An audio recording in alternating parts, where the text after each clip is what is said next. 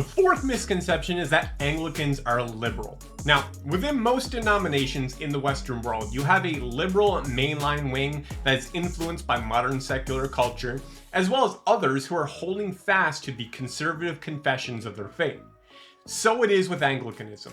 Anglicanism shouldn't be judged by the Episcopal Church or the Church of England in the same way you wouldn't judge Presbyterianism by the PCUSA or Lutheranism by the ELCA. Now, there are two primary documents in Anglicanism. Their confession of faith is the 39 Articles, which was written in 1571 and is very conservative in its theology. They also have a prayer book called the Book of Common Prayer, in which the authorized version was released in 1662, though there was earlier versions as well.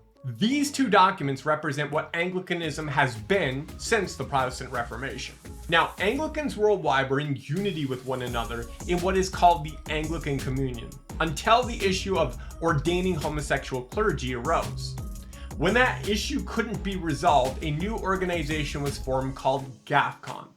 Though it started out as an organization within the Anglican Communion, practically it functions like an alternative to the Anglican Communion. GAFCON was created in 2008, and today it represents 70% of all Anglicans worldwide, which have explicitly distanced themselves from the Anglican Communion's leader, the Archbishop of Canterbury. The provinces that GAFCON doesn't represent are the more liberal provinces like those in England, Canada, and the United States because of their apostasy on same-sex marriage. Also in 2008, since there was a need to replace the apostate Canadian and United States provinces, a new province was created for all of North America called the ACNA, which stands for the Anglican Church in North America. That's where you're going to find historic and conservative Anglicanism in North America.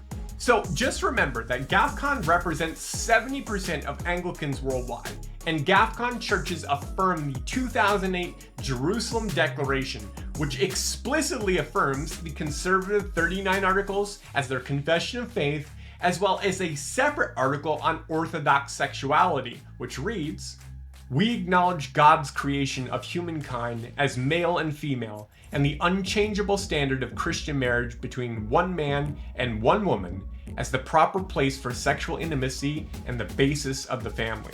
We repent of our failures to maintain this standard and call for a renewed commitment to lifelong fidelity in marriage and abstinence for those who are not married." So while some Anglican provinces have gone liberal, at least 70% of Anglicans worldwide confess orthodox theology and uphold biblical gender identity and sexual ethics. To hear the remaining 4 objections, watch my video, 5 Things People Get Wrong About Anglicanism, on YouTube. If you'd like to learn more about Anglicanism, I highly recommend the book Anglicanism, a Reformed Catholic Tradition by Gerald Bray. You can get that book today on Kindle or paperback. The link will be in the video description. Thanks so much for watching. If you found this video helpful, please click like to help expand the video's reach.